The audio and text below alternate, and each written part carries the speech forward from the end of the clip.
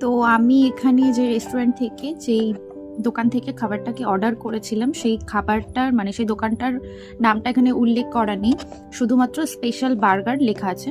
কিন্তু এই special burger এইটা দোকানের নাম কিন্তু না, দোকানের নামটা হচ্ছে বাঙালি বাবুর আহারাঙ্গিনা, ঠিক আছে? তো মানে আমি কি বলবো, এত জঘন্যতম বার্গার আমি জীবনে খাইনি। মানে ভেতরে না তো চিজ দিয়েছে না কোনো কিছু, একদম মানে জঘন্য, একদম বাজে।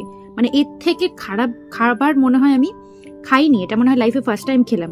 এত বাজে মানে বার্গারটা, তাও মানে যেমন তেমন, তাও আমি মুখে দিতে পেরেছি, এতটা খেয়েছি আর পারছি না। কিন্তু এই রোলটার কথা আমি কি বলবো, মানে পুরো একটা রুটি, ঠিক আছে, পুরো একদম কাঁচা রয়েছে, পুরো কাঁচা রুটি, সেটাকে ভেজে দিয়েছে। দেখো পুরো একটা কাঁচা রুটি।